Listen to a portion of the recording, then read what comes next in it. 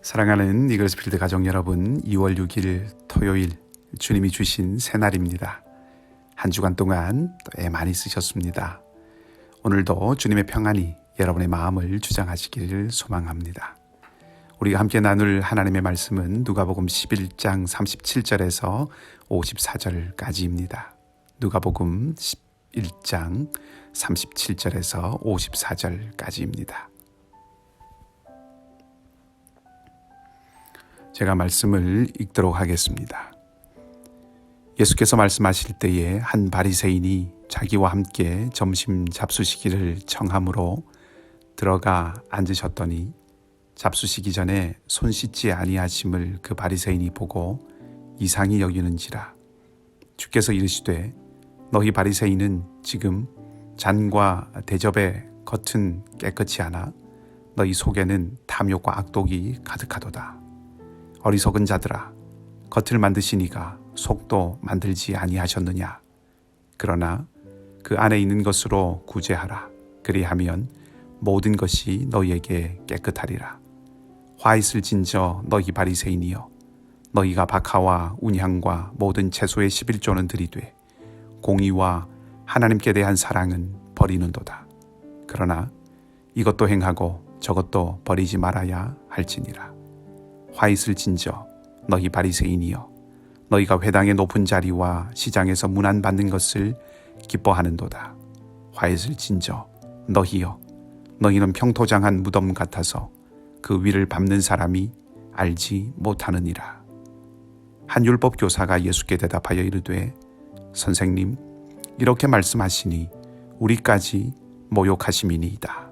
이르시되 화 있을진저 또 너희 율법 교사여, 지기 어려운 짐을 사람에게 지우고 너희는 한 손가락도 이 짐에 대지 않는도다. 화 있을진저 너희는 선지자들의 무덤을 만드는도다. 그들을 죽인 자도 너희 조상들이로다. 이와 같이 그들은 죽이고 너희는 무덤을 만드니 너희가 너희 조상의 행한 일에 증인이 되어 옳게 여기는도다. 그러므로 하나님의 지혜가 일렀으되 내가 선지자와 사도들을 그들에게 보내리니 그 중에 더러는 죽이며 또 박해하리라 하였느니라. 창세 이후로 흘린 모든 선지자의 피를 이 세대가 담당하되 곧 아벨의 피로부터 제단과 성전 사이에서 죽임을 당한 사가랴의 피까지 하리라. 내가 너희에게 이르노니 과연 이 세대가 담당하리라. 화 있을진저 너희 율법 교사여, 너희가 지식의 열쇠를 가져가서 너희도 들어가지 않고 또 들어가고자 하는 자도 막았느니라 하시니라. 거기서 나오실 때에 서기관과 바리새인들이 거세게 달려들어 여러 가지 일을 따져 묻고 그 입에서 나오는 말을 책잡고자 하여 노리고 있더라. 아멘. 53절에 예수님이 나오실 때라고 이렇게 되어 있는데 예수님께서 식사는 하시고 나오셨을까 하는 생각을 해보았습니다. 본문을 읽으면서 눈앞에 그려지는 그림이 굉장히 험악했기 때문입니다.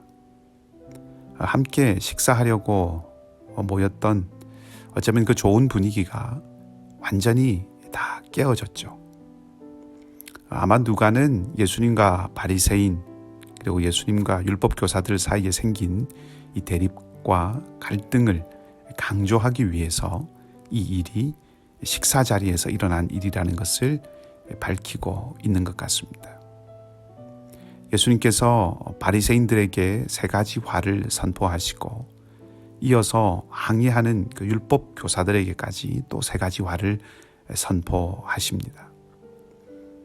바리새인들에게는 더 중요한 속을 닦는 것에는 관심이 없고 겉만 깨끗하게 하려는 모습 때문에 비판하시죠.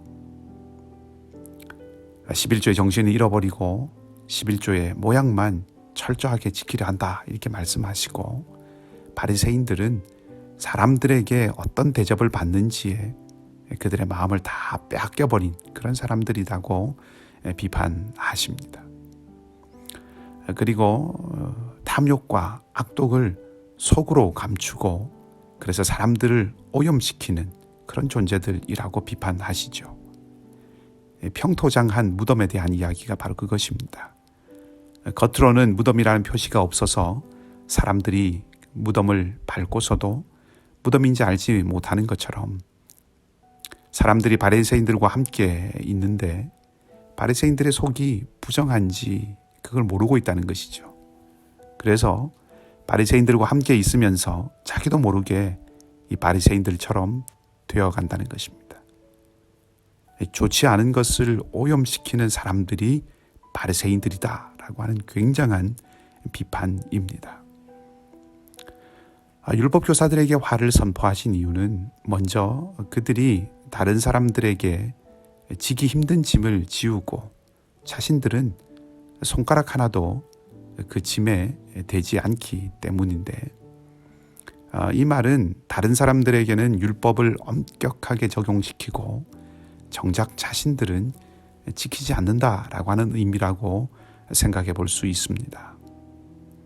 화를 선포하신 두 번째 이유는 선지자들을 죽였던 그 조상들의 일에 동의하고 함께 했기 때문이고, 세 번째 이 화를 선포하신 이유는 그들이 지식의 열쇠를 가지고 있으면서도 자신들도 들어가지 않을 뿐만 아니라 들어가려고 하는 그런 사람들도 막고 있기 때문입니다. 자, 율법 교사들이 이렇게 하는 이유는 율법을 해석하고 가르칠 수 있는 그 권위를 이용해서 다른 이들에게는 엄격하게 지킬 것을 요구하면서 정작 자신은 지키지 않는 것.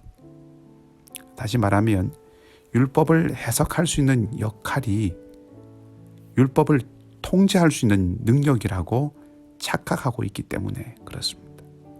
다시 자기들은 율법을 해석할 수 있는, 또 해석해야 되는 그런 역할을 맡았을 뿐인데, 율법을 해석하는 그 역할이 율법을 통제하는, 다시 말하면 율법 위에 자기들을 두게 하는 그런 특권이라고 생각하고 있는 거죠. 그러니까 율법학자들은 마땅히 해야 할 사명을 특권으로 여기고 있다는 것입니다. 이 바리새인들과 율법 교사들에 대한 예수님의 이 모든 비판의 말씀들을 가만히 생각해 보면 바리새인들과 율법 교사들에게는 오직 자기가 중심이다 하는 것을 알 수 있습니다. 자기를 옳게 보이려고, 자기를 높이려고 하는 그 마음이 이들 가운데 있었다고 하는 것이죠. 자신을 높이고 영광을 받으려고 하는 곳에 마음을 온통 빼앗겼다는 뜻입니다. 그래서 규칙을 엄격하게 만들어서 그 규칙을 지키는 그 바리새인들, 자기 자신들을 돋보이게 하고, 말씀을 바르게 해석해서 그 말씀으로 사람들을 섬겨야 하는데 그렇게 하지 않고 해석하고, 그래서 짐을 다른 사람들에게는 부과하고 자기는 손도 대지 않는 특권을 가진 사람처럼 그렇게 행동하는 것입니다. 하나님의 말씀이 마땅히 들어야 할 말씀이 되는 것이 아니라 나를 높이는 그런 도구로 전락하고 말았다는 것이죠. 자기가 중심이 되면 무엇보다 들리지 않습니다. 아니, 듣기는 듣되 바르게 듣지 못하는 거죠. 이들은 예수님께서 나가실 때 달려들어서 따져 묻습니다. 예수님의 말씀을 들어야 하는 그대로 온전하게 듣지 못했다는 거죠. 내가 들어야 할 말씀으로 듣지 못했습니다. 말씀이라고 하는 것이, 율법이라고 하는 것이 오직 자기를 드러내고 과시하는 수단이 되어야 하는데, 지금 예수님으로 인해서 말씀이 나를 찌르고 나를 바꾸고 나를 고치려는 그런 말씀이 되어서 자기에게 다가오고 있다는 거죠. 그것을 이 사람들은 받아들일 수가 없습니다. 그래서 따져 묻는 거죠. 여간 큰 불행이 아닙니다. 들어야 되는 대로 듣지 못하는 귀가 막힌, 귀가 닫힌 큰 불행 속에 이들이 있다는 것입니다. 두렵고 떨리는 마음으로 말씀을 드립니다. 본질적으로 모든 앞선 자들, 리더가 되었건 혹은 앞선 세대가 되었건 부모가 되었건 선배가 되었건, 그러니까 시간적으로든 역할로든 이 앞서 있다고 생각하는 모든 사람들은 무엇보다 겸허하게 오늘의 이 말씀 앞에 자신을 정직하게 세워야 할 것입니다.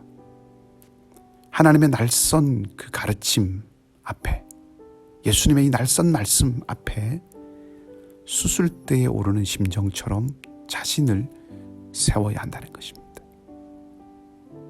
나와 상관없는 나쁘고 악한 바리새인, 서기관, 율법학자들에게 주신 말씀이 아니라 내게 들려주시는 말씀으로 대할 수 있어야 한다는 말씀입니다. 만약에 우리가 하나님의 모든 말씀 앞에서 진정으로 들을 수 있다면, 진정으로 듣는 자가 된다면, 요한을 통해서 주님께서 우리에게 그렇게 말씀하셨죠. 듣는 자는 살아나리라. 그렇게 말씀하셨던 것처럼 우리가 진정으로 듣는 자가 된다면 그 말씀이 결국 우리를 살리는 말씀, 우리는 그 말씀으로 인해서 살아나는 자가 될 것입니다.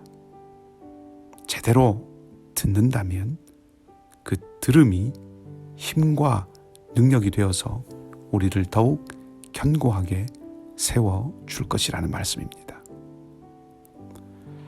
온라인으로 예배를 드린 후에 아들이 제게 이렇게 물었습니다. 아빠가 하는 설교를 들으면서 앉아있으면 어때? 이상하지 않아? 아빠가 아빠를 보는 거잖아. 저는 그 말에 아빠도 들어야 돼 라고 대답했습니다. 그리고 나는 전하면서 동시에 듣는 자다라고 하는 것을 다시 생각하게 되었습니다. 제가 만일 듣는 것에 실패하면, 아니 듣지 않는다면 본문의 학자들과 바리새인들과 서기관들과 전혀 다를 바가 없는 것이겠죠. 우리 귀는 우리가 하는 말을 남들과 함께 듣기도 합니다. 말하는 이는 동시에 듣는 자이기도 하다 하는 것입니다. 오늘 은혜의 기회로 하나님께서 우리에게 또 복된 날을 주셨습니다. 우리가 무엇보다 듣는 것에 성공하는 하루가 되십시다. 마땅히 들어야 하는 대로 들을 수 있는 은혜가 있도록 기도하십시다.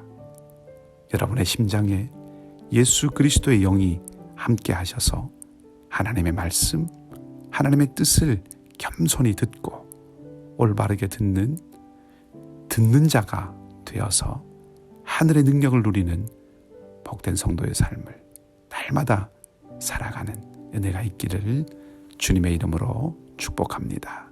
함께 기도하겠습니다.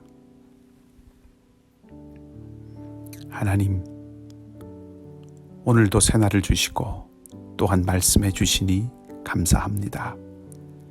영원한 말씀이신 하나님, 우리에게 듣는 귀, 듣는 마음을 주셔서 남이 아닌 내가 먼저 듣는 자가 되게 하여 주시옵소서. 내가 들을 하나님의 말씀이라고 생각하지 않기에 말씀을 자기를 과시하고 자기를 높이는 수단으로 삼아버린 바리새인과 서기관과 율법학자를 보게 됩니다. 하나님, 두렵지만 그들을 비판하신 그 예수님의 이 비판 앞에 우리가 우리 자신을 세울 수 있도록 용기를 주시옵소서. 그래서 듣되 제대로 합당하게 들을 수 있는 자가 되게 하여 주시옵소서. 또한 이 시대를 향한 주님의 음성을 듣기를 원합니다. 힘들고 어려운 시기를 지나면서 우리가 지켜야 하는 것이 무엇인지, 고쳐야 하는 것은 무엇이며 회복해야 하는 것은 무엇인지를 알고 깨닫게 하시고 주님의 말씀과 음성을 따라 살아가게 하여 주시옵소서. 삶의 도전과 험한 골짜기를 지나는 주의 백성들을 주님께서 기억하여 주시고 새 힘을 주시며 빛을 비추어 주셔서 인내와 소망으로 마침내 하늘의 평안을 누릴 수 있게 해주시기를 원합니다. 육신의 약함 가운데 이들을 특별히 붙들어 주시고 정영선 집사님과 박영만 집사님도 더욱 강건해지게 인도하여 주시고 재활과 회복 가운데 있는 진수삼 집사님, 이윤성 자매, 그리고 이제 일상의 삶들을 살아가고 있는 우리 고상호 형제 주님 붙드시고 함께하여 주시옵소서. 그 외의 모든 연약한 주의 백성들을 기억하여 주시고 상록회 어르신들과 사랑하는 우리 이글스필드 모든 가족들을 주께서 지키시고 오늘도 함께해 주시기를 간절히 소망하며 좋으신 우리 주님 예수 그리스도 이름으로 기도하옵나이다. 아멘. 말씀을 기억하시고 각자 기도하시고 오늘도 믿음으로 살아가는 하루가 되시기를 소망합니다.